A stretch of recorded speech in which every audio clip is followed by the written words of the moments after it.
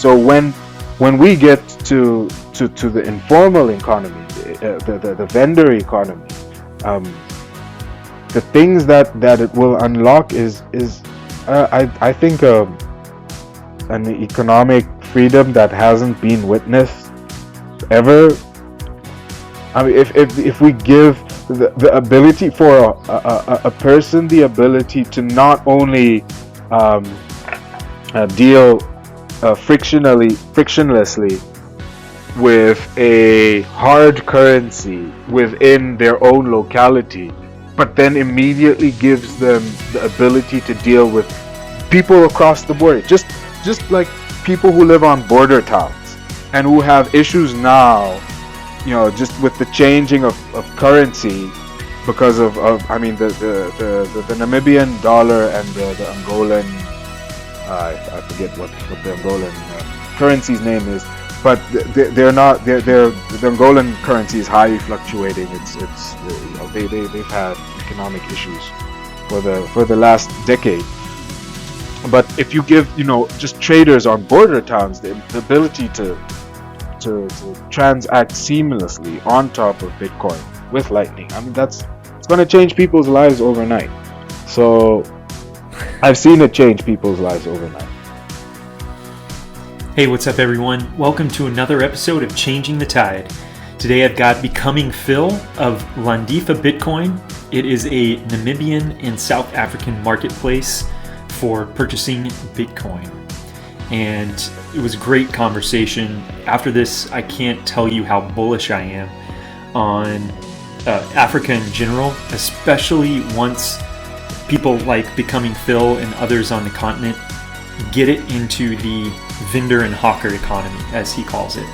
And if you've never been to Africa, then that is the largely underground marketplace, not counted in GDP, very untechnical, but imagine that being where the majority of economic activity is happening across the continent, and Bitcoin being there as well. Very excited. Before we get started, had a question from @Y on Fountain for Keon Kusha of the last session. That was Stacker News. And Y said, is there an echo chamber risk and how is it mitigated? So I put that out on Twitter to Keon, and he said, in building any chamber, there's echo risk. I imagine you mitigate echoes by identifying them and changing the shape of the chamber until they're gone. TLDR, yes, and it isn't.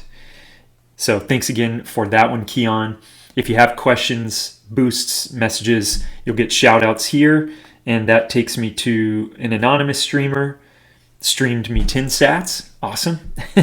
Got over 6,300 sats from Scott at s.c.o.t.t on Fountain. And then Thriller X, I imagine that's Car, sent a couple hundred. And then over 1,000 from @Y, along with some great messages and boosts. So thanks so much, guys, for supporting the show. And I'm excited to get started here with BecomingPhill. BecomingPhill, welcome to the show. Thank you for having me, man. Thank you for having me, John. I'm very excited to have you on today to talk about Landifa Bitcoin in Namibia and South Africa. As we are about to get started, I will go to the Clark Moody Bitcoin dashboard. And currently, we have 90.36% of Bitcoin that will ever be issued have been issued. And so we are about 9.64% away from, now that's another 100 plus years, but only 9.64% away. 130. There we are. We have 15,107 reachable Bitcoin nodes. 8,041 of those are using Tor. And we have 3,400. Yeah. 3,400. That's probably over 70K in real numbers. Yeah. That's right. And then 3,466.67 Bitcoin is locked up in the Lightning Network, and there are 20,145 nodes that we know of on the Lightning Network. Like you're saying, becoming Phil, probably a lot more than that. and uh, Yeah. and then, well, let's get to it. Becoming Phil, talk to us about Landifa Bitcoin. Yeah, Landifa Bitcoin is a non-custodial Bitcoin marketplace. I don't like to use the term exchange because we don't allow direct trading between individuals. We literally set a price on the market and you take or there's no making or taking. You're just taking our price that we're serving. But it's non-custodial. It's directly paid to your wallet when buying, and when you sell to us, you sell directly from your wallet.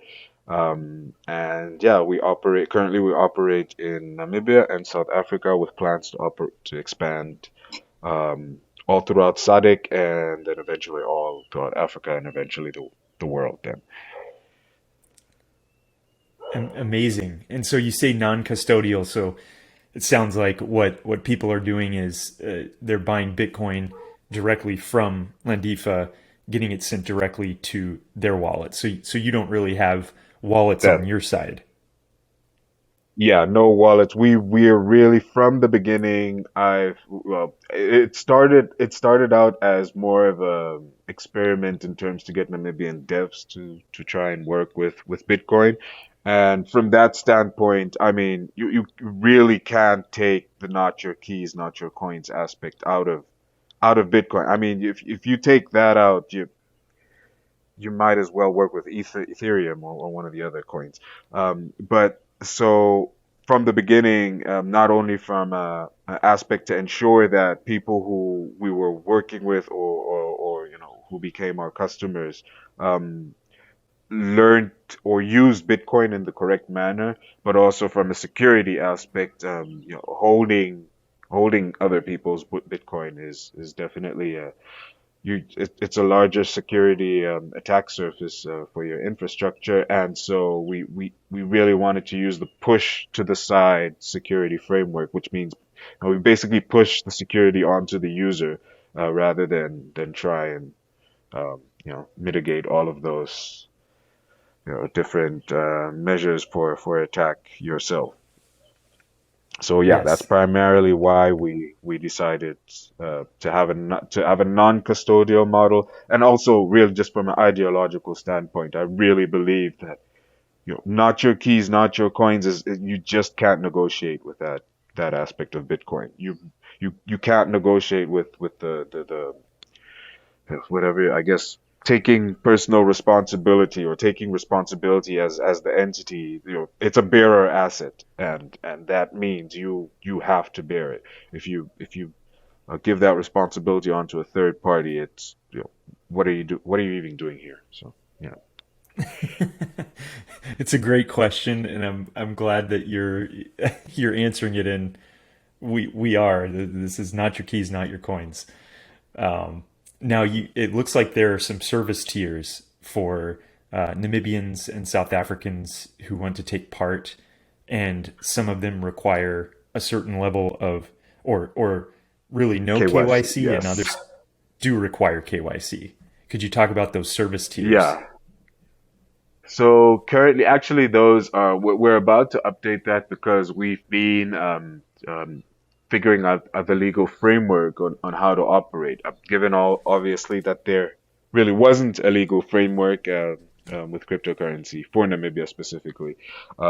Other besides then the central bank coming out in 2018 and stating that it's not legal tender, there really hasn't been a legal framework. So it's been you know, um, also with lots of care that we operate in a proper legal framework within Namibian law.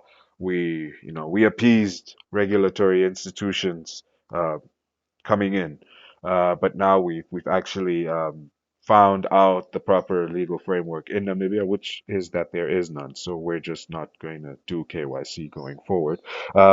So that's that we will be updating those tiers pretty soon for Namibia. For South Africa, they do have quite a bit of a regime around the central bank, SARB, already has a bit of a regime around cryptocurrency. So obviously we have to. It is a pull business, meaning that we're not pushing like marketing towards the South African market. If South Africans come to us and they want to use our services, they do that at their own behest and under their own risk, but we obviously also do have to cater to the regulatory framework that they operate within. So we'll also be updating that table for South Africa, which still that up to a level up to about I think 15 to 20,000 South African rand, which should be the equivalent of around 100,000 US dollars, 1,100, 1,200 US dollars.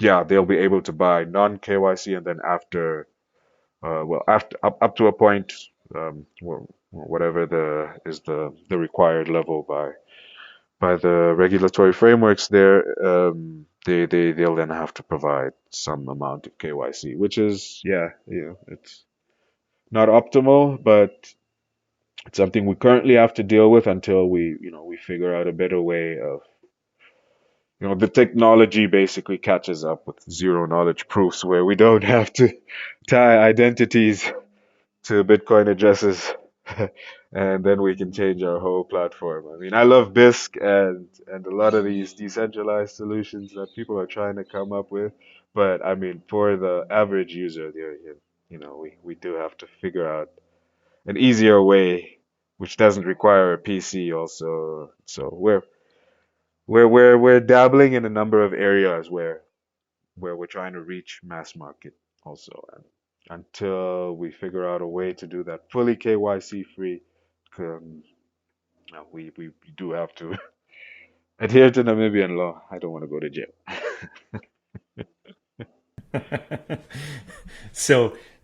But going back to what you said, it seems like Namibia doesn't really have a regulatory framework, in which case you actually don't, in Namibia itself, don't have to require Yeah, KYC. yeah. So in Wow. Namibia, yeah, we don't. We've just been we've been like the last year has been going through the Constitution and the Financial Intelligence Act to ensure that we've got like bulletproof legal grounds to operate without KYC. And we pretty much we think we have that now. And so in a couple of weeks, we already do it in practice right now, but in a couple of weeks we'll be updating those terms and going fully KYC free until such. But even even the thing is the law really specifies what constitutes as a currency, and Bitcoin really doesn't doesn't fall. Even if they do want to regulate it as a currency, it just doesn't fall into they'd have to change the constitution first to regulate Bitcoin. And so I think that's pretty much the same.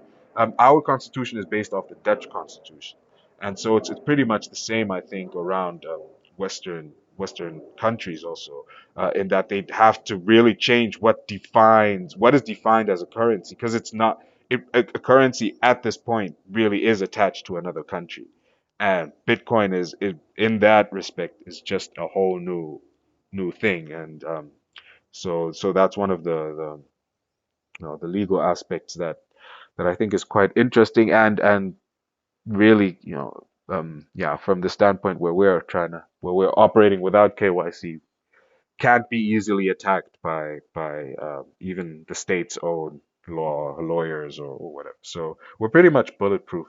Yeah, we think we're pretty much bulletproof at this point until such a time that they decide. But which is interesting because that's another thing where we're closely in touch with regulatory institutions and political offices to push forward a legal tender a framework for Namibia. And what we want to do also in that respect is ask them to have that same approach when they do legal tender, is to just not tax it, just not try and squeeze it into some sort of tax framework, not squeeze it into some sort of regulatory framework, because you squash innovation, and especially being a country that doesn't even have the capacity to regulate. It barely has the capacity to regulate, the traditional digital economy. Why try to, um, um, you know, um, gatekeep innovation where you just create barriers for people, as KYC AML does, for entering the market. And so we're really trying to push, people here to understand it from that standpoint. And so also, us operating non KYC will, that'll give us also the authenticity that I'm not just talking, what I'm saying, that I'm actually walking what I'm saying, that this is how it needs to be because it allows, for greater, economic participation, in the country. And so, yeah, I hope that answers. Very much so. Very much so. It just is what keeps popping into my mind as you're talking about this is a new era of financial inclusion, and your team and probably others that are working in Bitcoin in Namibia are saying, hey, let's not put any barriers to this so that we can innovate. Because the fact of the matter is, becoming Phil, there's talk of that in the United States of actually trying to impose regulatory, well, just new regulations, let's say, in the law, say here in the United States, that I think would just kill innovation, let's say. And so, very interesting that you're approaching Yeah. this in Namibia in the complete opposite way. Yeah, I'm So, I'm definitely, well, I can't really speak for other people. There are we've been for about the last 4 years the only, well, as you would put under, I guess, AML, um, specifications, like virtual asset service provider operating in Namibia. But this year, there's actually, so a guy just opened put a Bitcoin ATM at one of the popular malls in the capital city. So that's just, but, um, even that ATM, as I understand, you do have to do some basic KYC. So a lot of people, because, we it you wanna, there's a certain image, that cryptocurrency has. I mean, I won't lie that it, um, a lot of the scams, used it as payment methods, and so that's, as a popular narrative. That the stuff that people see in the news, the mainstream news, oh, Bitcoin is used by criminals and drug dealers and terrorists and blah blah blah, and then the actual reality of it being associated with quite a few scams, in the country and in the regional scams. So scams that operate across the borders, that has given it a narrative over the last decade or so. We're slowly coming out of that narrative as people start to see, um, its use beyond that, especially just in the last couple of months, given all of the things that have been happening around the world.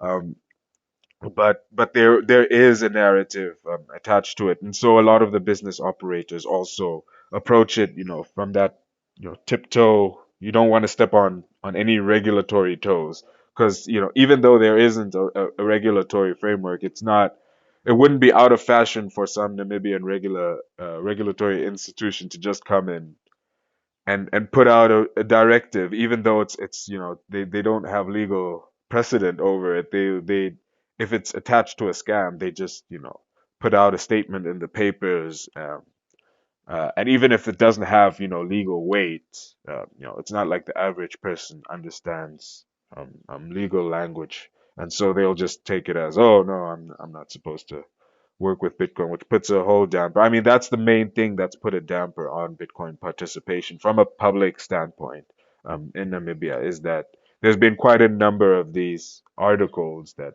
regulatory institutions have put out about don't use cryptocurrency. It's bad. It's attached to all of these scams, and we don't know how to regulate it, so we don't suggest the public um, gets into this. But slowly people are starting to realize what its potential is, and just looking at El Salvador and how it's been able to capture quite a significant part of market share, not only in terms of financial investment in the country with what have you, the Volcano bonds, or investment with the Chivo thing, or having Bitcoin companies move there, and actually effectively being able to capture some of Bitcoin's you know um, market volume. It's very easy to do that here, but we need to you need to educate people in the right way, and that's why I'm so strongly against a KYC framework. I think it'll not only bog down the regulatory institutions with more work that they don't have the capacity. They just don't have technical people that understand. Not right now. Again, I'll reiterate that they don't have the capacity to regulate the economy as it is already. And so adding another barrier onto them would just give them more work, which gives everybody else more work. Having to show an ID or some sort of identification associated to your transaction history will exclude the vast number of Namibians already. It's not ID is still, I mean, yeah, we do have, I think it's about maybe between 40 and 60% of the nation that has identity documents.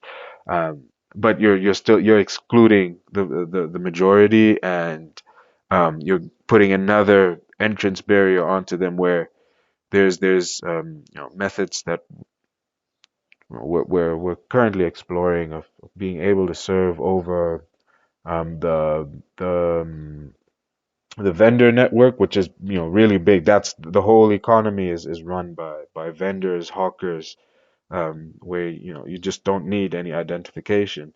And if we're able to figure out some way to get Bitcoin working through there, then the adding KYC, or making people who hold Bitcoin wallets under these FATF and AML and KYC regulations, defining them as that, you're just bombing the country into the Stone Age in regards to innovation around Bitcoin. And yeah, so it's difficult, because people naturally, it's not like they're the youngest people in government and they already have a natural aversion to finance on digital platforms.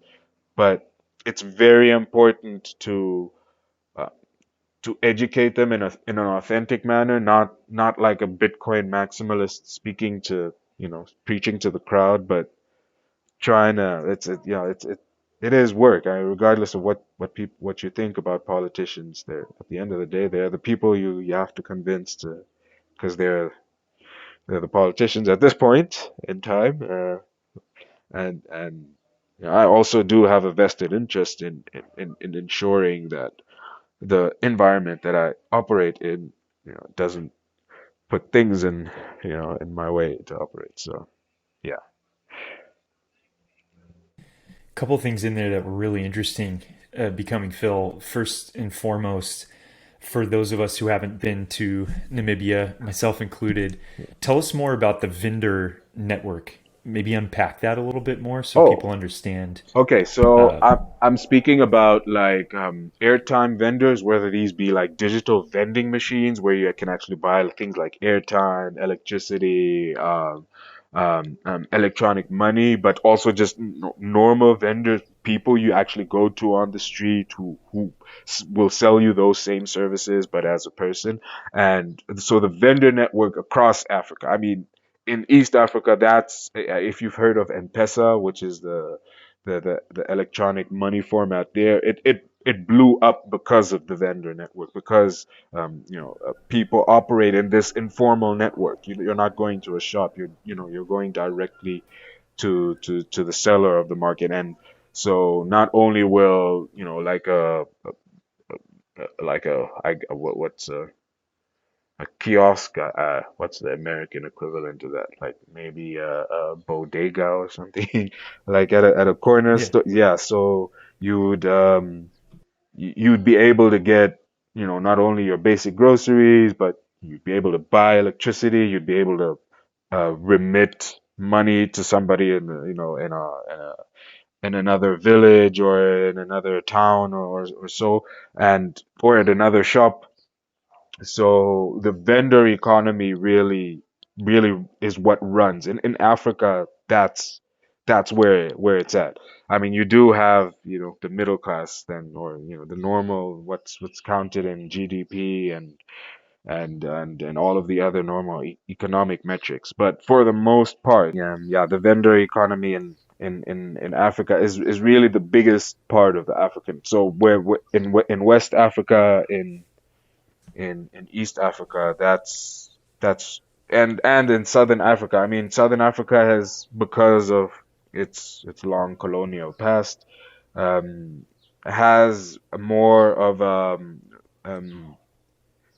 a bit more infrastructure, I guess, because this is where Europeans settled for the most part, Zimbabwe, Hmm. South Africa, and so we also inherited a lot of the infrastructure built during colonial apartheid times.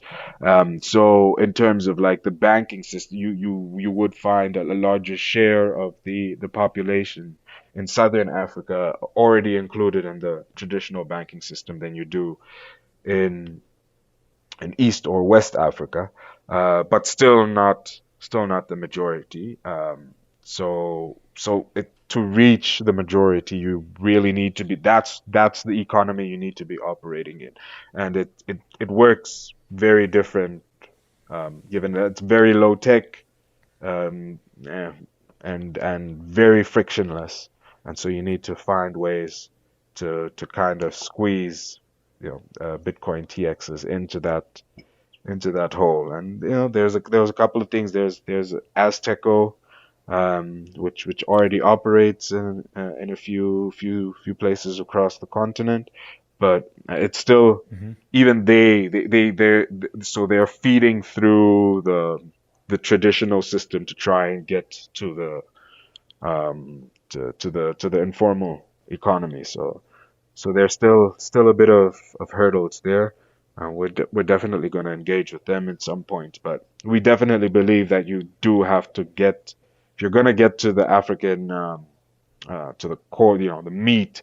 I mean, already you can see, just with the numbers, that Nigeria, and I think these numbers are a lot of, they're pretty muddled. You always see these infographics saying Nigeria and West Africa have got the highest peer-to-peer Bitcoin TXs. And I think a lot of stuff gets muddled in those stats, because the flows, basically the corridors in Africa where Bitcoin moves it's south. So there's a lot of Bitcoin movement from West Africa and South Africa. So a lot of the traders active on the P2P websites, local Bitcoin, Paxful, and black markets on WhatsApp, Telegram, what have you, um, are traders who trade simultaneously in South Africa and in West Africa, and you don't get that. You don't you that nuance is lost in a lot of these stats. And a lot of the traders from Nigeria actually primarily deal in South African rand. It's really awesome to see, when you know a lot of the traders, and you actually look at who's doing pushing trades on local Bitcoin and Paxful. And so we already have a lot of the world's share of P2P going on, um, through those platforms. But it's P2P. Real P2P means, people actually using it for business, for payment, and that you need to get into the informal economy where you're not going to be able to take stats anyway, because it's going to be Right. truly informal, truly peer to peer.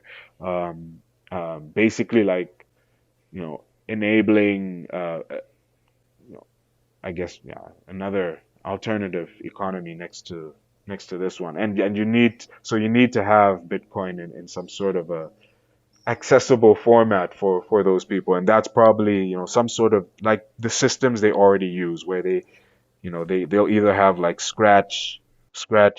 scratch cards for electronic money, or for airtime or electricity. And you really need to get Bitcoin to fit into that square for Africa, to for it to really work. And I think it is easy. The technology is not really the issue. It's more the mind share of people working on these things. Um, in Africa, we still have a budding economy when it comes to Bitcoin developers, and a lot of them also. Let's not mince words. If you're really truly interested in Bitcoin and you have the time to do development, it's more likely that you're from upper middle class than lower middle class, and you have a certain, you know way that you look at economic engagement, and a lot more people from different economic backgrounds need to enter the market for things to get easier. So I've heard a lot of just that economy. I mean, the idea of like top ups, airtime, and that sort of thing. Very familiar with Azteco.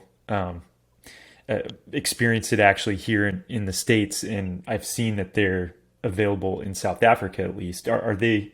Have you seen them in Namibia as well? Or So currently, their heat map does include shops in Namibia, given that the shops in South Africa. So we've got a very integrated economy between South Africa and Namibia, not only due to our historical past after the European colonial powers, after the Berlin Conference in 1939, just at the formation of the UN, where basically Africa was divvied up. When Germany left its colonies, they were handed over to South Africa. South Africa had administered Namibia throughout its apartheid period, up to Namibian independence in 1989. So we've got a lot of shared history, and Namibia was counted as basically a South African province for a long time, and so we went through, yeah, well, apartheid basically, until 1990, and so, but our economies have remained integrated after that, so much so that the Namibian dollar is actually pegged to the South African rand on a one-to-one basis.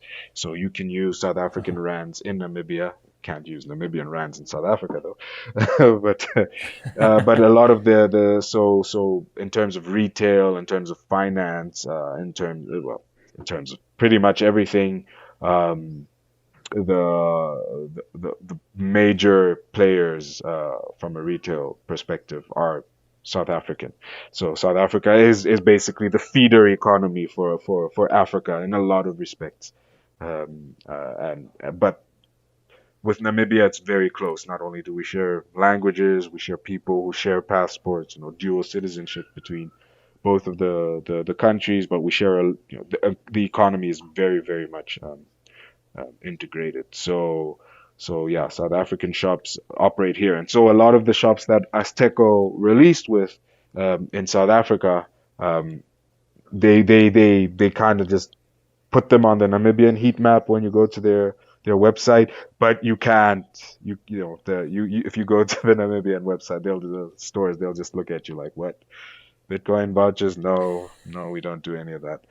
So it's still, yeah, it's still a mission to get Azteco here, to the shops here. But we're definitely going to engage. So I've been in touch with people from their team for for a number of years. It's just that there's been so much happening with Landifa. I just haven't taken the correct time to actually sit down with them, and and work something out. But it's definitely something on the horizon. That's neat. That's neat. Yeah, and this particular session is not about them. It's about Landifa. So just curious. Okay. Um, maybe could you unpack a little bit of that for us? You talked a little bit about colonial history, and I notice a lot of the names in Namibia are German. Yeah. It's actually my second language, and so yeah, could you unpack that history a little more Okay. in depth? I think that's going to give.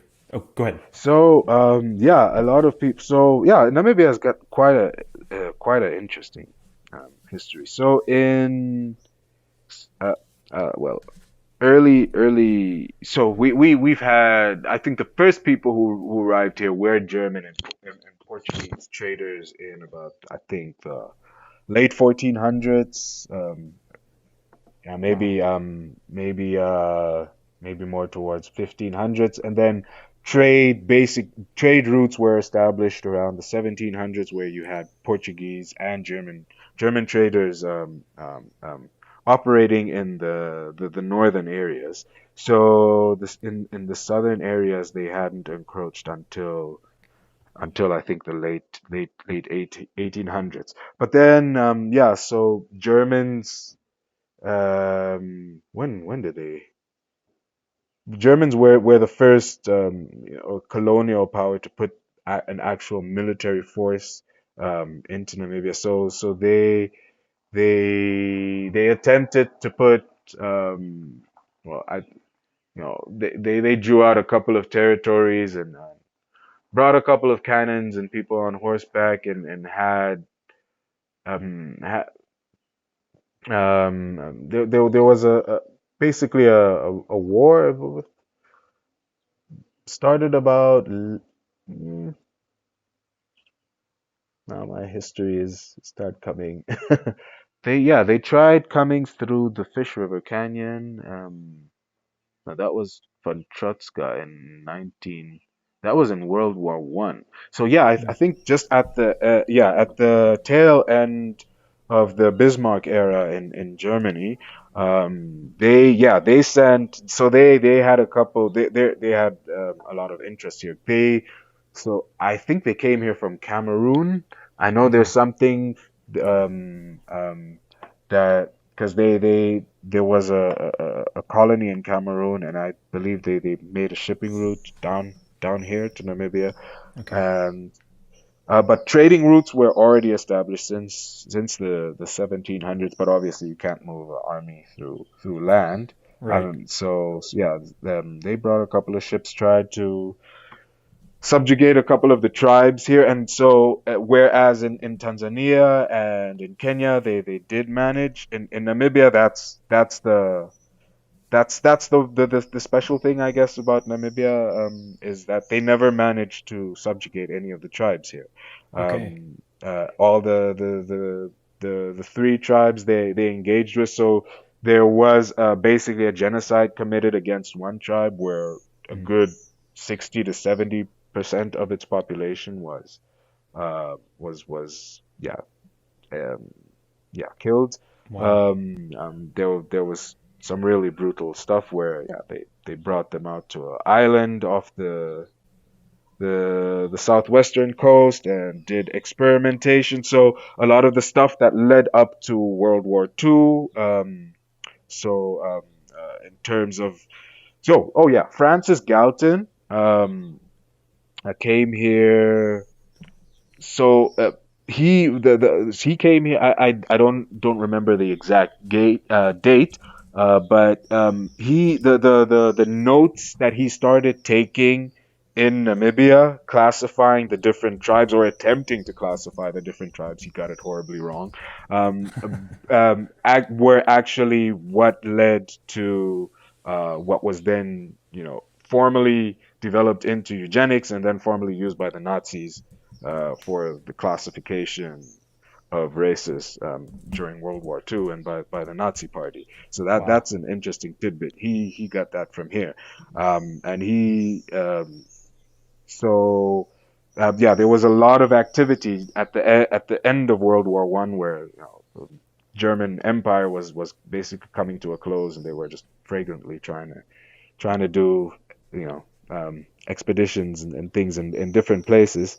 And so Namibia was one of the exploits. But as we said, where in Tanzania and Kenya they managed to really carve out quite large spaces for themselves. In Namibia they never quite managed. They were frustrated at many parts, and they never, even though they took large parts of Namibia and settled in large parts. So Swakopmund was one where they had their initial port. Swakopmund, Luderitz. These are all all German names, named after either German settlers, or the areas in the German language. Um, so yeah, they settled, and basically in until after obviously World War II, where Germany pulled back all of its imperial, whatever what ambitions. It gave administration over to South Africa. So yeah, from a colonial standpoint, Germany was the first nation to try and put its stamp on Namibia, and then the South Africans tried, well, just yeah by virtue that they got administration from what League of Nations before that, and then the UN shortly after, and uh, and yeah, then they tried. That's again another thing that South Africa, while they were given um, administration over it. They also couldn't enforce it fully in all the areas. So there was basically civil war for since the 20s to 1990, and then we got our independence, and we've been independent since 1990. We've had, I believe, four or five presidential successions without any political any major political issues. So it's been, I believe, it's probably the most stable nation, um, one of the most stable nations in Africa as a whole, and definitely one in the sub regions. Um, Fairly good infrastructure, and yeah, well, it's we still have our problems. Definitely have a lot of inequality issues, but it's definitely a place with a lot of potential. It very much sounds like it. It sounds like kind of going back. Thank you for that history lesson, by the way. Yeah. um, I think there are going to be a lot of people who are enlightened as to Namibia's history. Now, the area where Landifa is, that used to be um, a kind of segregated area during apartheid, correct? Kind of a township for. Yes. Yeah, and so we operate, well, we don't really operate from anywhere. We do, we operate all around, so we're internet based. But yeah, I do stay in the capital city, Windhoek.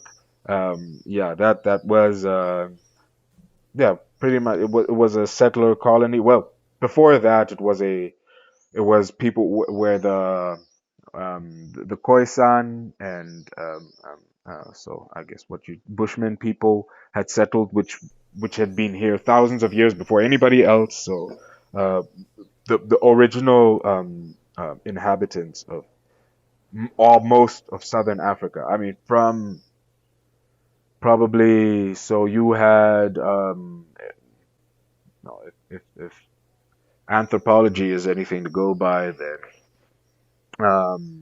until about maybe five to 6,000 years ago.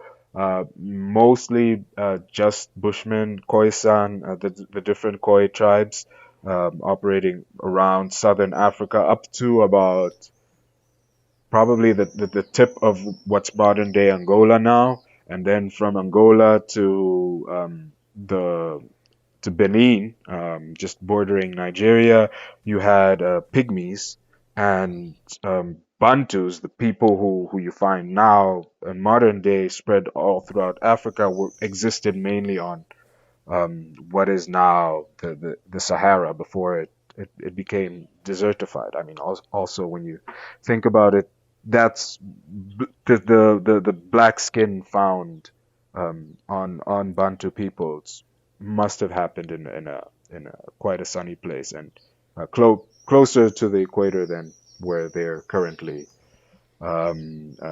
spread out. So there must have been migration as the Sahara desertified from those areas of the Bantu people to the Pygmy lands, so Congo, Benin, Central Africa, and then spreading down to uh, to southern Africa. I mean, it's pretty evident because given when the Dutch arrived in the 1600s,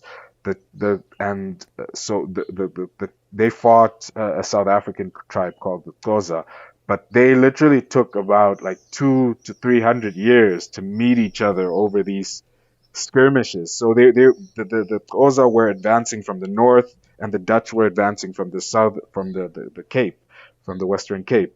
And so there's very much evidence that Bantu people were spreading. But yeah, the original lands belonged to Bushmen, and Bantu people then are spread out through these lands. So there's a lot of you can see it especially in South Africa, and there's a lot of intermixing, and here in Namibia also, basically everywhere. The incorporation of the click language from the Bushman languages into the Bantu language structure Wow. is also prevalent throughout central to southern Africa.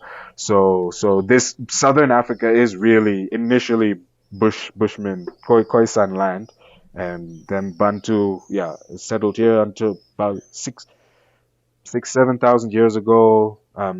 The settlement, I mean, movement really started up until so by 3,000 years ago they had, by the 13 1400s they had thoroughly spread out from northern Africa to southern Africa.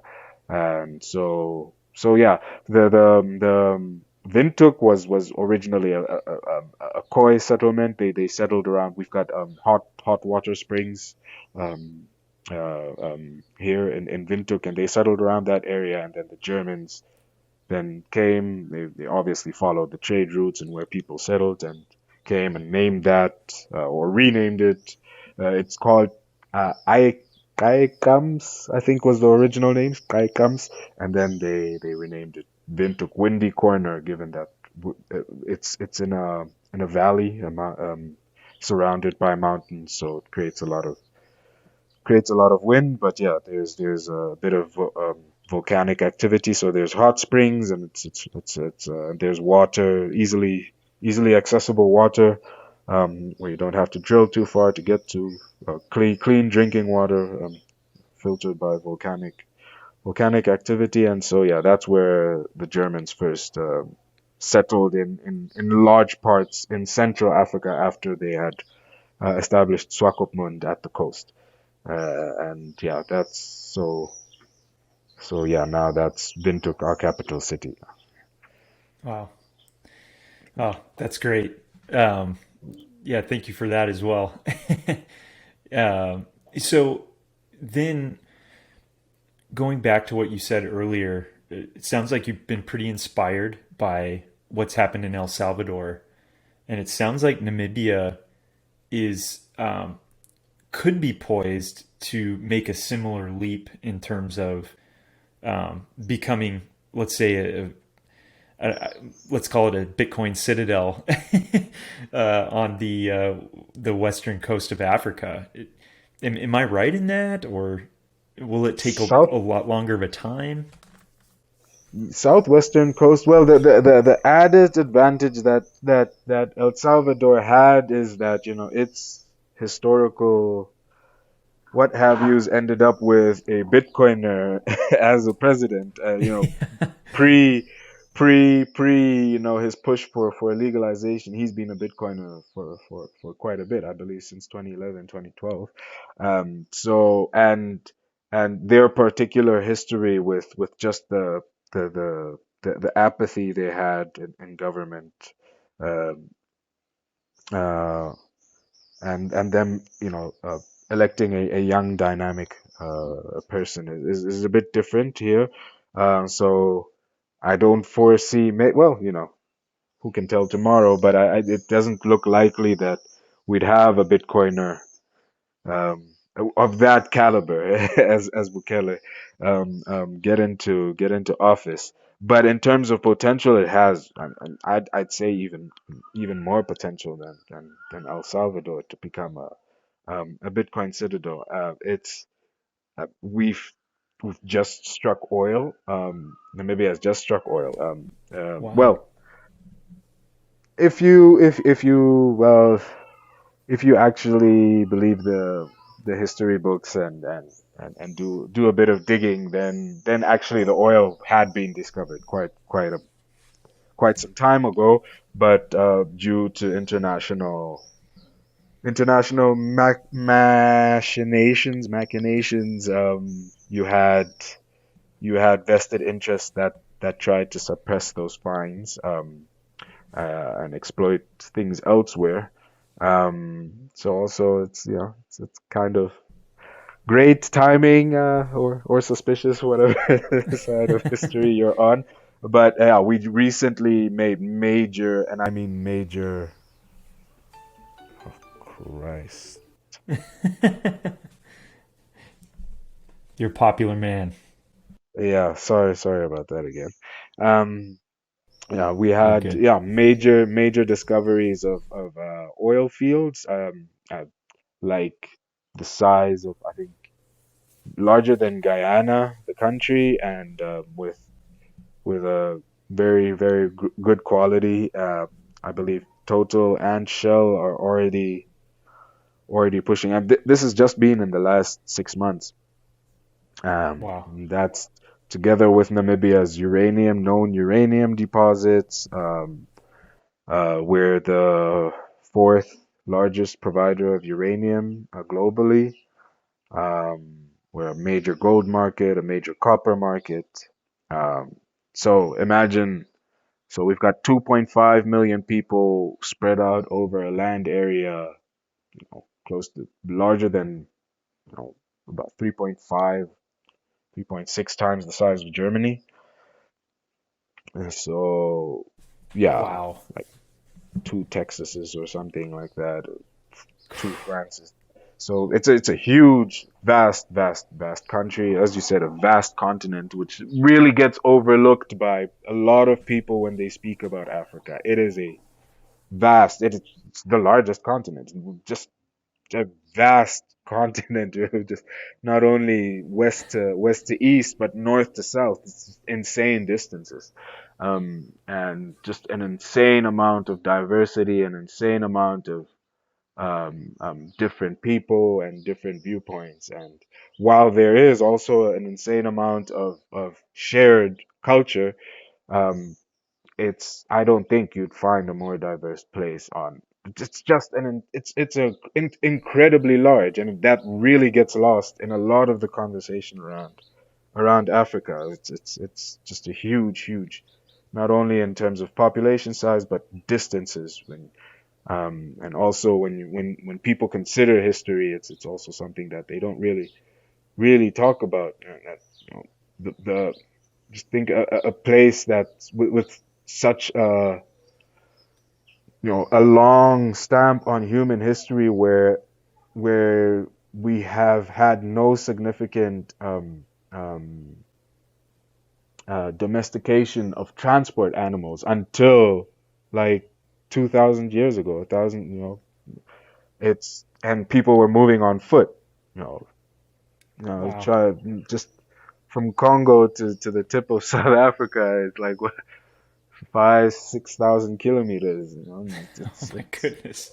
yeah. So it's really just a huge, vast place, and so it's Namibia is just from just a share of the the African market is really vast, but we're also optimally placed in that we basically serve a bunch of landlocked countries, Botswana, Zambia, Zimbabwe, Malawi, who don't have water ports, so a lot of export activity moves through Namibia, where a lot of the power generation. So we're a connector economy. We from for power generation, we basically feed all of these different power utilities around the southern Africa.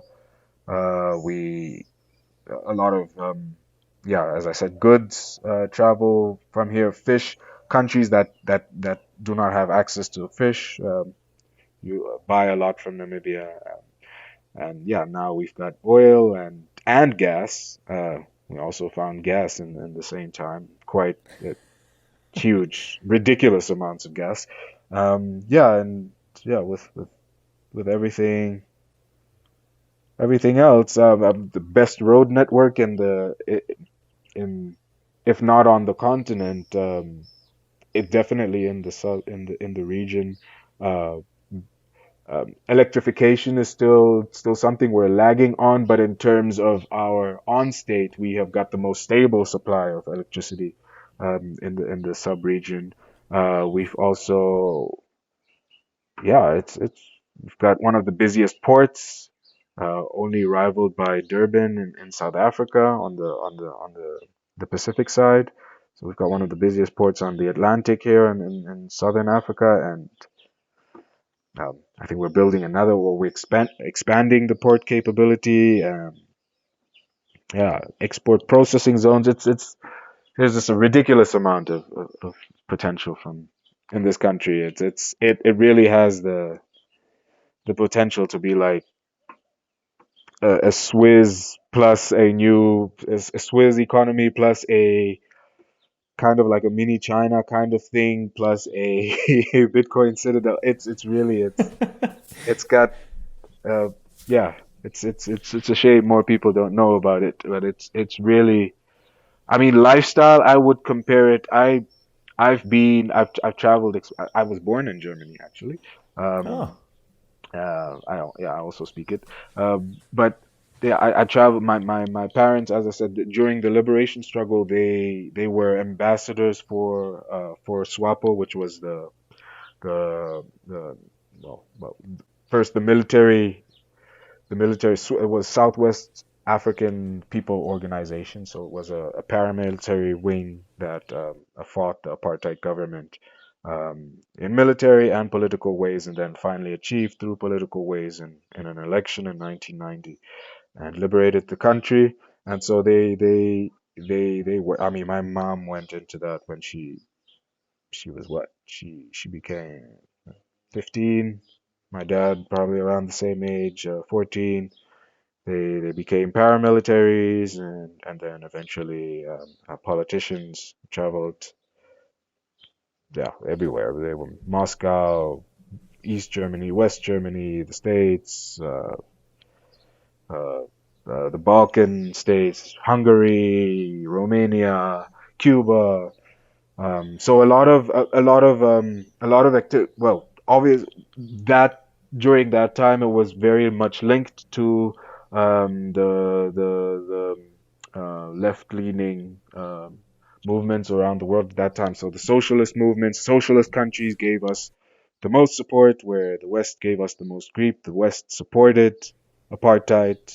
To be frank, until the late 80s, the West supported apartheid, and it was Russia, Cuba, China, um, East Germany, Czechoslovakia, Romania, Hungary. Those were the countries that supported the liberation movements in Africa, and so a lot of the people moved through there and got access to the United Nations through those countries. And so my parents also were one of those people that was stationed of thousands other Namibians who were also went through the same process. And so I've seen quite a bit of managed to see quite a bit of the world during the time that I was stationed with my parents, and came back here in well, basically I've been in Namibia for since 1999. I left again for a couple of years for university and came back in 2004, 2003, 2004, and I've been here. Yeah, I've traveled, but I've been based here since 2000, basically the 2000s. And in terms of lifestyle, Namibia matches. I mean, well, if you have the money, you'll match the lifestyle of a Paris or a Stockholm, or I mean, you would definitely match it if you have the money. So it's that just things are a bit slower moving, given we're a smaller economy and things are a bit further away.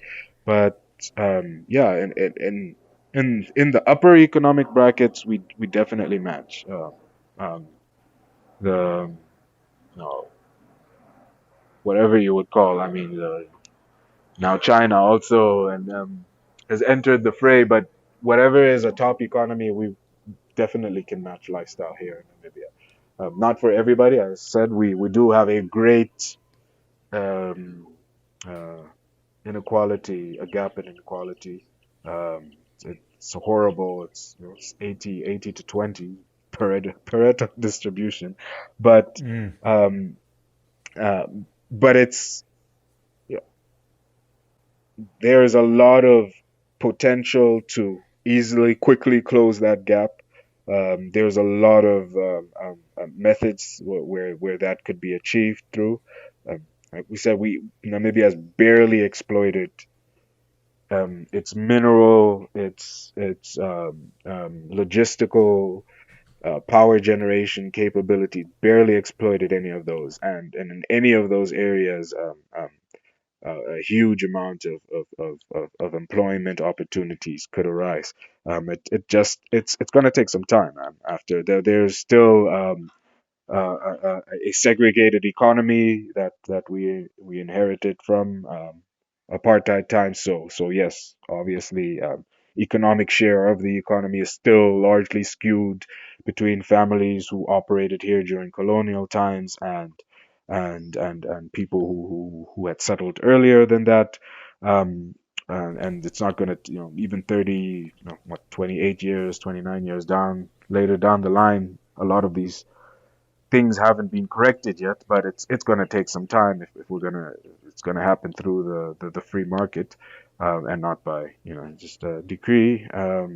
But it is definitely happening. It's just going to take some time, and yeah, but it could with the right political will and the right type of exploitation of the economy, it could happen in a generation, like Singapore or the way Salvador may be achieving now with just the incredible amount of things they've been able to do in the last 6 months with um with Bitcoin. So it's again, nobody can tell the future, but this Namibia is definitely a wound.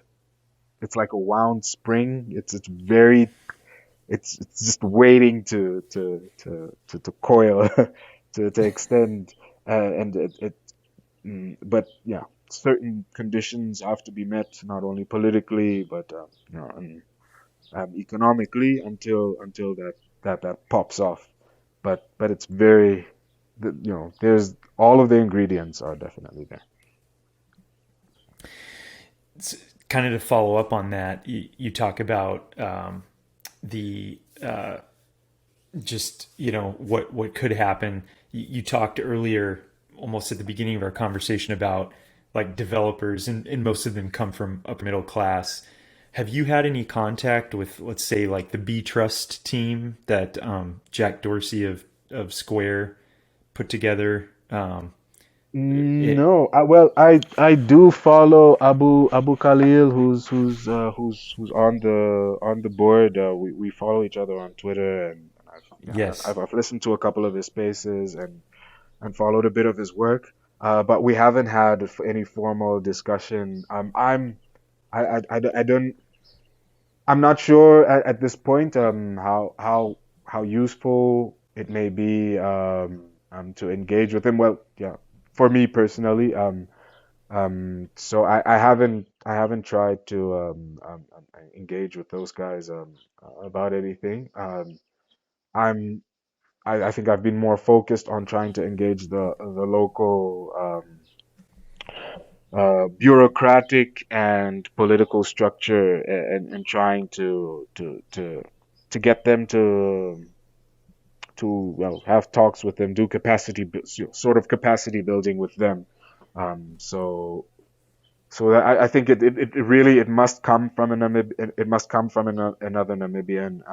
It can't come, from especially when it's with history, anything internationally funded is immediately suspect, regardless of, I think, whether it's with Bitcoin or anything else. And it's really important that it's Namibians who have stakeholder, not to be too proof of stake, but who have a stake in the Namibian economy, not only as as economic players, but we're Namibians through historical ties, rather than just political ones, or as citizenship or whatever.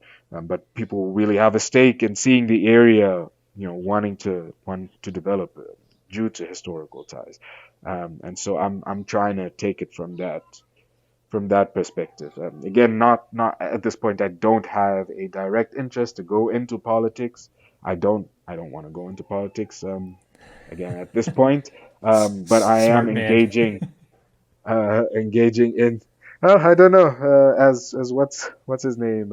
Is it Aristotle or I don't know which one of the Greek philosophers said. I think it was Aristotle, said, if you, I'm paraphrasing, but to the effect of, the the guy, or the person who's too smart to engage into politics is doomed to be ruled by his lessers, and, That's fair. which is kind of true. But yeah, at this point, I really do think it's more important to engage with bureaucrats and technocrats in the government and get them to understand what Bitcoin is, and before you get into politics, because politics is 4 years. You have 4 years to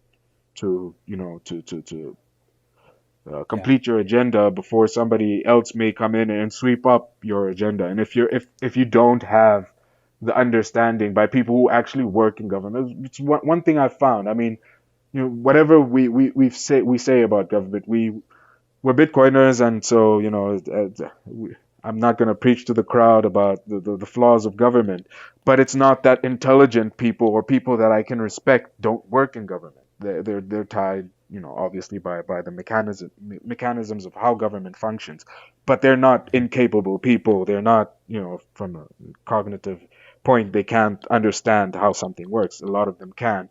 They're just, locked into a method of doing things. And so I really believe you have to engage those guys, so that once it does come to like a political vote, either a public vote where we want to change constitution, or the government wants to engage with the public to see, the test the temperature of, are we ready to make cryptocurrency, Bitcoin, legal tender? They have that familiarity, and it's not only understood just from a public perspective, which it will be given the timeshare that Bitcoin has in terms of its own amazing decentralized marketing machine, but actual politicians and technocrats and bureaucrats understanding that this is actually a good thing, for the country. And so, where more developed nations and more nations where the I guess the machine of government is more extensive than it is here. Not that it isn't here. I mean, government is still in I think most of the African countries, the largest employer has the largest wage bill, but isn't as spread out into society as Western and some of the Eastern um, governments. Yet we have a opportunity to use that to our advantage, and so I really so yeah. Going back to your question, I haven't engaged those guys directly yet. I may in the future, but I know not at this point. Okay. What is it like in Namibia as far as like an environment for developing developers? Is that a pretty big burgeoning thing where people, young Namibians, want to become It's a it's proficient? a it's a challenge. No, it's so. You can definitely find a few people, but on the large part, it is a challenge given the gaps with Namibia's current education system and what the job market, especially the developer job market, requires. There isn't enough.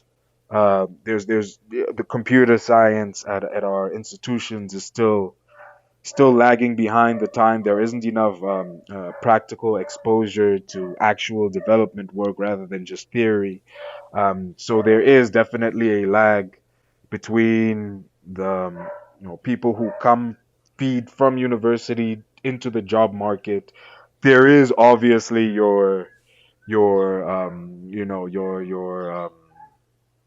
edge cases of guys who just take it upon themselves and you drop out halfway out of university and become developers, but it's very much a possibility that they may leave and seek greener pastures, as has been the case. A lot of them do leave either for South Africa or for Western or China, and given that the job opportunities are much better there. But it Mm. is, it's if I guess it would just be willingness, for some entity to have a long-term strategy to come here and actually, identify people and develop them over a long term. And it's not hard in terms of literacy. We're fairly high literacy population. It just needs focused, development on churning out developers of a caliber that can meet the requirements required by the current developing job market. So I won't yeah, can't say that we're definitely below par in terms of um, the number of developers required to really. I mean, there aren't, to my knowledge, there aren't direct contributors to Bitcoin Core from Namibia. I do know a few in South Africa Mm. and in Nigeria, but from Namibia, to my knowledge, I may be proven wrong because I mean, even just with Landifa these last 4 years, I thought nobody would bite, and people just we've had all sorts of customers from police officers to army officers to cleaning ladies to teachers, kindergarten, high school. It's just incredible the kind of people that crawl out of the woodwork to use Bitcoin. And another thing is that regardless of technical proficiency, when somebody wants to use Bitcoin, they'll find a way. They'll figure it out. So some a developer who may have been contributing anonymously may pop out of the network at a later stage. But at this point, I don't know. There isn't a budding uh, um, a there's a growing interest in Bitcoin, Bitcoin literature and how Bitcoin works, but I haven't. Well, besides the actual companies, so there are two new companies that sprang up just this year, also dealing in well, he's the guy doing the Bitcoin ATM. So they're doing, I believe, Bitcoin, Ether, and USDT. and Mm. there's a so I believe we'd be the only Bitcoin only focused business in Namibia. The others would probably, list other coins in their services. Yeah. Um, but I can't say there is a budding Bitcoin development community yet, as yet. But there's, again, as I said, there all the ingredients are all here. We need the investment. We need the investment, just as any economy needs investment. We need investment to get here, to have long-term vision, to see the potential of the place and have the long-term vision. And yeah, hopefully we'll get to that, but everything takes time. That it does. Mm. Maybe a couple final questions here. The one of them is with Landifa. It sounds like you said you've been around for 4 years, or have you been around Yeah, longer than that? yeah. This is our fourth year. I mean, I've been, that picture that's always attached to conspiracy theorists on Twitter. The guy from is it that show something about Philadelphia or Oh yeah, um, yeah. Always Sunny in Philadelphia. Always Sunny in Philadelphia, where he's like pointing at all. All he's got strings like maps in the background, and he just looks crazy. So I've been that guy for like the last 12 to 11 years trying to tell people about Bitcoin in Namibia. And so, yeah, three years ago, I just decided, I'm let me actually do something about it. Everybody's like, this guy is just. I think anybody you'd ask who knows me for more longer than a decade, who's today? Oh, that guy that talks about Bitcoin. So yeah, my interest has been since oof, geez, early 2020, no, late 2010. Yeah, I Okay. joined Bitcoin Talk in 2011. Wow. Yeah, March of 2011, and yeah, obviously my journey is still, as most Bitcoiners, had no clue. I mean, I've always I'm computer science educated, so the idea of internet money was kind of natural to me from a from that sense. But I didn't bother at the beginning to really look at at the technology and how the technology worked. So where I was on the Bitcoin talk forum wasn't where Hal and all those other guys where I was looking at the opportunities to earn free Bitcoin and see how I can play around with it. And so I didn't come to the economical implications until about late 2015, early 2015, late 2015, sometime around there, where I started reading Nick Szabo's essays around history of currency and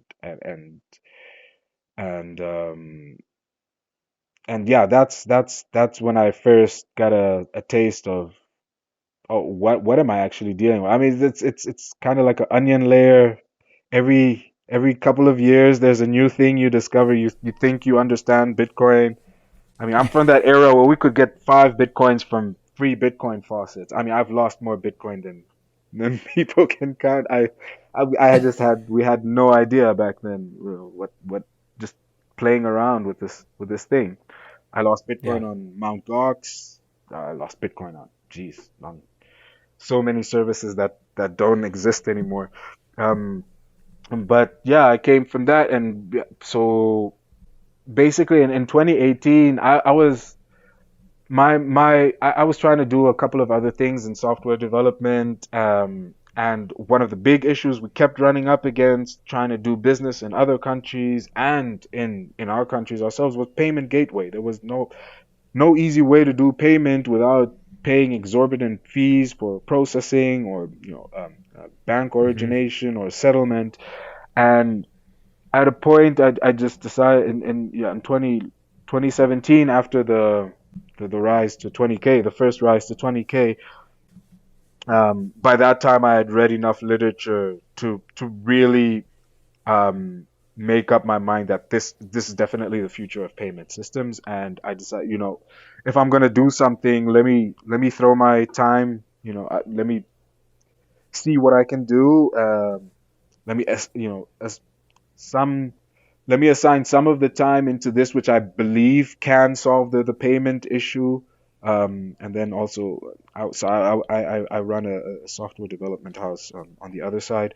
Um, but I thought always that the Bitcoin is the thing for, especially for Africa in our circumstance that is going to change the whole system. So I thought, let me put some effort into to doing something around Bitcoin. So I took the least frictional thing. What's the easiest thing is, okay, I could probably just buy or sell Bitcoin for people who are interested in it as like hobby. So I just started a WordPress page, a really rudimentary cart system, and buy one Bitcoin. Well, and after 2 months, people were actually buying, and so I put in a bit more work into it, created a WooCommerce shop, and then spun up some code for a ticker, and yeah, just basic Bitcoin shop, and that did really well over a year and a half. And yeah, then we had enough income to throw some more time and effort onto infrastructure, and yeah, so we built out the infrastructure for Landifa, and yeah, we haven't looked back since. And now it's the most, in terms of, yeah, it's the most successful business I've done. So yeah, in 4 years, it's grown faster than anything else that I've been involved in the last 20 years. And so, yeah, it's increasing now. It takes up about 80% of my time, and 20% is on the company I started with about 15 years ago. And yeah, it's just been incredible. It's a incredible journey, and yeah, we hope to take it further. Wonderful. Well, I do see that as you buy Bitcoin on Landifa, um, you can either enter a Bitcoin address or a Lightning invoice. So Yeah, Landifa is also Lightning enabled. yeah, we're very big on Lightning. We're trying to incorporate some other technologies. I mean, there's security models we're still trying to figure out, but to a lot of the so we do have a digital OTC desk, where we deal with especially high volume clients, on a more direct basis. And with some of those clients, we actually have channels open to them, with our node. Um, so, yeah, Lightning is really, really important to us. We believe it's definitely a bridging technology, to get to the market faster. And it's one of the things that we're really researching, is how do you do, sort of the gift card vendor system over Lightning. And so that's something we're really looking into. But yeah, Lightning we started about a year and a half ago, just even before we had the new website up. We just give the option, to people. Yeah, you can send to us using on-chain or Lightning, using this new Lightning thing. We got tired of explaining people how to install Moon or a simple Bitcoin wallet, and spending an hour with a customer instructing them how to how to open Lightning wallet. So we just said, let's just build it right into Landifa right from the get-go. So yeah, we're any technology that allows us to lessen friction between customer, and their Bitcoin, we're going to incorporate. So even like things like Charmy and federated mints are really interesting also for us to look at. And so we're looking at anything, the guys at LNBP, what's his name, Dr. Orlov is doing. We're also looking at what he's doing with really, really keen interest. Bitcoin DeFi, anything even liquid, we've been looking at as a possible thing to integrate into Landifa.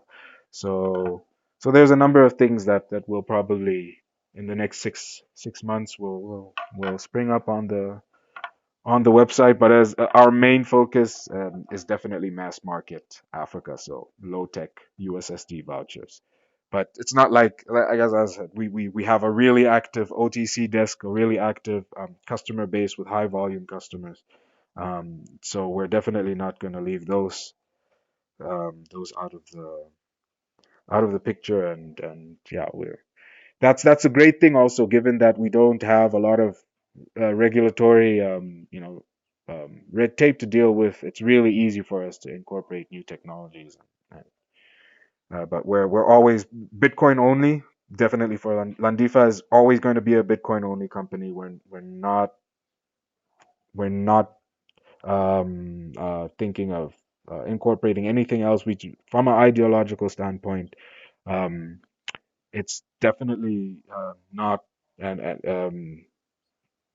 we're Bitcoin focused. Bitcoin is really, we believe the economy that all the other coins are trying to build are going to be built on top of Bitcoin. I've always been, I mean, since I read, I think in 2014, where Vitalik first put the article on Ethereum out. I remember reading that article and thinking, my first thought was, why don't you just wait until we Bitcoin is built out enough and build this on Bitcoin? That was my first thought. I remember after reading that article, the first article on Ethereum. So, and I haven't changed my mind. I really believe altcoins are test nets for Bitcoin. I think it's like Real Player and Gopher and GeoCities back in the early days of the Yeah. internet. That's really what we're seeing. But eventually things are you can't build any of this stuff without a proper economic incentive, and that is Bitcoin. And so as far as Landifa goes, we're definitely always going to be Bitcoin only. That's fantastic. That's fantastic. Maybe the last kind of, I'm just going to let you kind of riff on this, but the concept of this show is changing the tide. So, how do we change the tide from, let's say, financial repression or a history of that towards more economic freedom for the individual? And so, I think you've touched on it a little bit, but as far as your vision for Landifa, um, is it really that getting into that market, kind of the gift card vendor system, and doing it over Lightning, let's say, it, what is that going to unlock, do you think? And what are some other ways, like, what do you think in terms of Bitcoin enabling freedom, I guess is the question. I think already in my experience already, buying and selling Bitcoin to whoever comes to us, is that it's probably one of the greatest enablers of economic freedom I've had the chance to experience. Um, Given that it's where do you have another economic system where a company like Tesla or SpaceX basically has the same um, voting rights than Joe Shikongo from Katatura, which is like the low income neighborhood here, and all he needs is a phone and an internet connection. Whereas, yes, those may still be barriers for the guy over here. It's not barriers that are insurmountable. It's not barriers that are like needing KYC to open a bank account, where you barely have your birth certificate. Now you need to go through this whole system to just get identification just so you can put $10 into your bank account. Here, I can use my cousin's smartphone and download a Bitcoin wallet and transact on the system that or network that the richest countries or richest companies on in the company content on the globe are dealing in. And so I think it's demonstrated that already, because as I said, I've seen people from all walks of life um, utilize Bitcoin in number of ways for receiving payment, for doing remittance, for uh, just all manner of things without needing to do KYC. We don't charge. I mean, already we don't do KYC. If you're gonna buy under 10,000 Namibian dollars from us, we're not gonna ask you for anything except for an email address. And so people have been using family members' accounts to do business. It's really incredible to see. So when we get to the informal economy, the vendor economy, um, the things that it will unlock is I think an economic freedom that hasn't been witnessed ever. I mean, if we give the ability for a person the ability to not only um, deal frictionlessly with a hard currency within their own locality, but then immediately gives them the ability to deal with people across the border, just like people who live on border towns and who have issues now, just with the changing of currency because of I mean the Namibian dollar and the Angolan I forget what the Angolan currency's name is, but they're not they're the Angolan currency is highly fluctuating. It's they've had economic issues for the last decade. But if you give just traders on border towns the ability to transact seamlessly on top of Bitcoin with Lightning. I mean, it's going to change people's lives overnight. So I've seen it change people's lives overnight. So it's really the question is just how much local and international investment. That's really the crux of things. It's everything has to be done through economic incentive. It's not going to be done through, oh, Bitcoin is great. You should use it because it's great. No, it's great. Use it, and I definitely get. I saw Jameson Lop tweeting a couple of weeks ago that the scourge of the Bitcoin educator is that they're not going to listen to you. And at the time when they do finally listen to you, they're going to blame you for not, making your message clearer. and and so I've really learned that lesson over the last decade, and that the only way people are really going to participate is if they see actual economic value in transacting in the Bitcoin network. So our our job as a business, as Landifa, is not marketing, is not education about how great Bitcoin is. It's providing people with tools as easily as possible as how they can get to their Bitcoin in and out of the Bitcoin economy. That's really the most important. It's economic incentive that's going to get people into the Bitcoin network, and so we just need more companies um, operating in the space, more investors seeing the potential of different areas and deciding that they're going to throw their economic weight behind those areas. It's only going to happen through that, and it's definitely going to. There's no doubt. There's absolutely no doubt. Every place, every person Bitcoin touches, especially once they see the the political importance of Bitcoin beyond it just being a number go up, no third party peer to peer transacting network, but that this actually protects me from inflation. This protects me from government meddling. This is an actual long term wealth tool that I can think about managing my wealth for generations.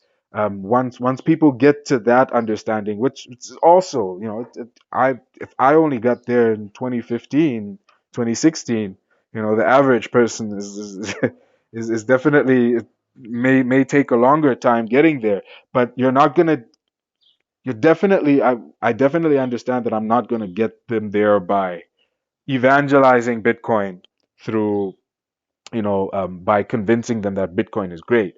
They have to see it. As I said, it's a bearer asset. You can't remove the personal experience, personal responsibility aspect out of Bitcoin. I really think that, so much so that without the not your keys, not your coins part, without people having that personal journey of, you know, ev- using Bitcoin, losing Bitcoin, that pain of, oh, I need to actually manage this correctly, or else I'll lose it. You really can't separate. If we do separate it with that, if we replace it with the exchanges and having wallets at third parties, we're literally, it's the same thing as replicating proof of stake. It's the same criticisms Bitcoiners um, level towards altcoin, or the Ethereum. If we don't take not your keys, not your coins, run your own node seriously, um, then then again, what are we doing here? So it has to be, so much so that Landifa does no marketing. We Besides the tweets that you see on Twitter, we ran like a Facebook campaign for like a day in 2018 when we opened up, to like an area of, like, I don't know, like Namibia, a couple of the large towns in Namibia, and since that time we haven't ran any marketing campaigns, any advertisements, newspaper, nothing. Um, First, because the kind of people I wanted to attract, I didn't want to, spend hours talking to them on email or the phone, or how do you do this, blah blah blah. I wanted them to have some personal experience already, so that I deal as quick as possible with people, and turn over. Given that, I wasn't working with the best infrastructure at the time, was as quick as possible. But also, second, in that Bitcoin really does advertise itself. Why waste your time doing all of this marketing, which also, I think marketing, given its history, the history of what public relation is, its psychological history, and in terms of real, let's be frank, convincing people to want things that they don't currently want, is also, at some point you're going to get disingenuous with your marketing, if that's what you rely on to attract your customer base. So even going forward, we think it's really going to be, if we're going to take a marketing strategy, it's probably going to be more like what Apple did, not directly marketing about products, just, hey, Landifa, look, nice people, and or or something like that. But we don't want to do marketing because, first of all, Bitcoin markets itself, and second, it really is a personal journey, whether it's for a personal towards an entity, so like a company figuring out how to keep Bitcoin on its balance sheet, and its accountants, figuring out the whole method of how they're going to keep Bitcoin on their balance sheet, and understand Bitcoin from an ideological point of view as a company, or as an individual understanding Bitcoin. You really can't you can't impart that for people. It has to be a personal experience. So they have to hold, and the only way they're going to have that is by holding their Bitcoin. And so we're always going to be, again, that our number one method is getting Bitcoin to people in usable ways, rather than trying to market them. That's fantastic. The idea of just listen, people have to use it, they have to experience it, they have to secure it, take control Yeah, of it themselves, and so you can market it and try to wrap a pretty bow on it, but like you said, it's so intensely personal. So yeah, That's great. And and again, yeah, it's not like it's I really can't say it's not working because I mean we've seen phenomenal growth of it. I guess in US dollars, we've processed in excess in the last 4 years in excess of 5 to 6 million US dollars in total volume. So really can't say that it's not working. We're really again I'm not very focused on growing quick or that's I'm not looking for VC or equity investment or something like that. If anything, um, I don't think anybody's got a good read on what even companies are going to look like in 10 years. Given that the whole global monetary system is currently going through, I think, a trans transformation, and Hmm. even what as much as I kind of agree with the basis of a DAO, of a digital autonomous organization, I definitely don't agree with the current implementations. I again think all of these things are things that we need to get to a level where Bitcoin has Bitcoin use, not only practical use, but also its understanding, its as a monetary instrument, as a political instrument, is diffused enough that that things that really take root on these ideas that I really think it's not that I don't see a lot some value like in what have you DeFi or some other altcoin projects in the technological applications and how they're trying to apply these things. I just think it's the horse before the cart. It's too early for these things. We need to have the stable Bitcoin, let it be the stable. It really is. And one thing that's really clear for me over the last decade is that it's a protocol, and it's gonna act like other protocols. It's gonna be similar in how other protocols propagated, like TCP/IP, like HTTP. That's pretty much clear. Like you ask a person about Netflix. If Netflix was possible over HTTP in '97, they look at you like, what? That's you're insane. And here we are. So I think Bitcoin is really in terms of how its technological capability to support different kinds of applications. It's going to grow like that, but it is going to take some time. It's not going to do hyper Bitcoinization. And again, nobody's got a read on how fast or how slow that's going to happen, but it's definitely going to happen from its technological side. It's definitely seems to be happening like a protocol, like the way other um, network protocols have propagated with the internet. And so and again, it's not that I don't see pitfalls or that something can't go horribly wrong. I try to be as much of an optimist. I think I am an optimist, but I don't discount that, things may go wrong in the future. But the trends that I'm seeing, Bitcoin, Mark Anderson should have said Bitcoin is eating the world instead of software is eating the world, because it really is. And yeah, that's what I Bitcoin's see. software is eating the world. Yeah, yeah, even better. Yeah, and again, in terms of where I've been, from my vantage point here in Namibia, and looking out on other African economies and the world in general, yeah, it's really inescapable. It's figuring out, placing yourself as strategically as you can for this new change. So I'm leaving a lot of things.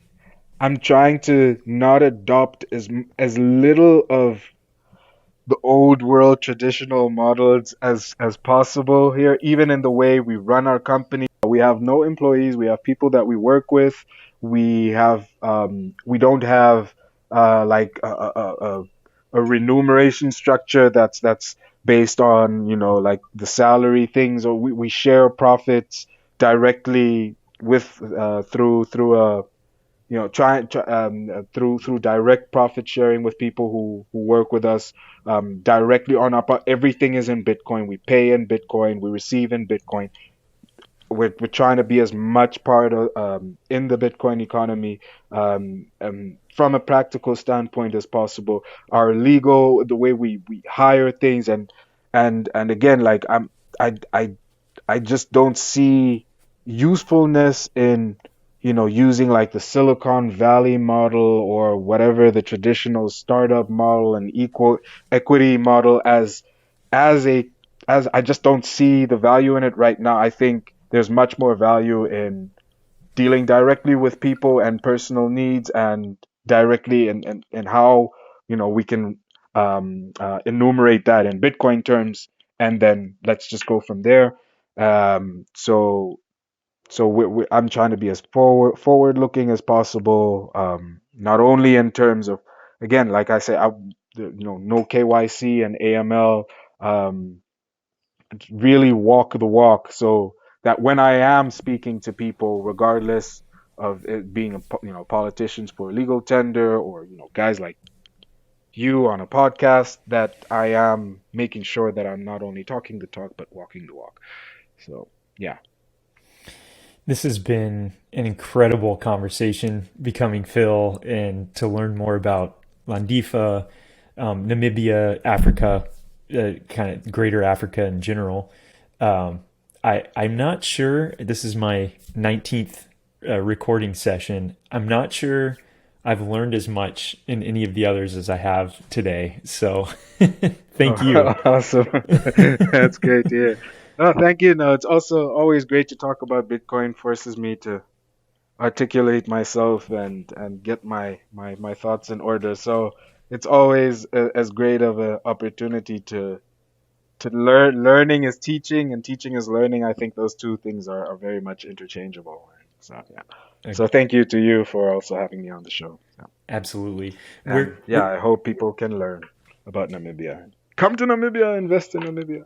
That's, yeah, I mean, I am, it's very intriguing. So, um, tell people where they can find you and Landifa as well. So currently only really on Twitter. We really don't. So we have a Facebook page, but it's not active. We're not really. I'm so we're again going again with. I haven't seen use in interacting. That sort of, the push marketing where you're not. So we've got Telegram groups also, and you can contact us via WhatsApp. Those links are on the Landifa website directly, and you'll get to either me or one of the guys who's doing maintenance or admin on the day. But Twitter, if you want to talk to me, Twitter, and you can always send me a DM. I'm active on Twitter. That's probably the only public forum that you'll find me on. No Google, no Facebook, no Instagram, no, not really interested in any of those things. But Sphinx, we're on Sphinx. Oh, nice. Uh, we've we Actually, I just gotta add I've got a room on what's it, Element, on Matrix, but we haven't put that up on the. So yeah, yeah, more of the decentralized systems. We're definitely gonna add those to the site, and more ways to contact there. But yeah, easiest Telegram or Twitter DM, Becoming Phil or Landifa. That's awesome. You're describing, I think, the transformation. You're out ahead of it, becoming Phil, by a few years. I think you described the transformation of world economy and the way people transact, do business. And man, I'm excited to see where you are even a year from now. So keep up the good work. Thanks, and so are we. And yeah, same to you. Uh, Always great to have conversations with people from different parts around the world, about Bitcoin. It's like a never-ending conversation, and we're all. It's so amazing how no matter, you know people, whether it's people from South America, people from Korea, people from Japan, Germany, the States, we're all on the same page about at least this one thing. And Yes. so it's really incredible. It's really like I really feel like I've been in an ongoing conversation in a lot of these interview spaces and so on. So it's really great. Well, that's awesome. Well, thanks again, Becoming Phil. All right. Thanks, John. I learned a ton from that episode from Becoming Phil. He filled me in on so many things I did not know about Namibia and the African continent in general. And we go way back in terms of history to the Portuguese and the Germans showing up to follow trade routes, and just to think of the resource richness of Namibia and really how untapped it seems to still be. I mean, they're one of the largest uranium deposits in the entire world. I think he said fourth largest. And that is a country that is screaming for investment, innovation, and raising up developers within, because the potential is just absolutely immense. And you're right on the coast. It seems like there will not be KYC, so it's kind of wild, wild west. It's not legal tender yet, but seems to be a rich breeding ground for Bitcoin innovation, and I'm super bullish on it. Super bullish on Landifa as well, in the work that Becoming Phil has done bootstrapping that company really from the ground up about 4 years ago. And it seems like he's been in the space for a decade plus now, but really started building 4 years ago, which seemingly was right at the beginning of the bear market, right after the 2017 blow-off top. So yeah, he's building, and that's what this show is all about. People who are building on Bitcoin, people who are building awareness of Bitcoin, builders in the Bitcoin space. Thanks again for checking it out. Remember to like, subscribe, especially on the value for value apps. If you're going to watch, I always post the Bitcoin TV links, and I would be honored to have you subscribe and even send over messages, questions for Becoming Phil, and also boosts, of course. This is an ad-free show, so all support comes from the people who listen. Till next time, stay well.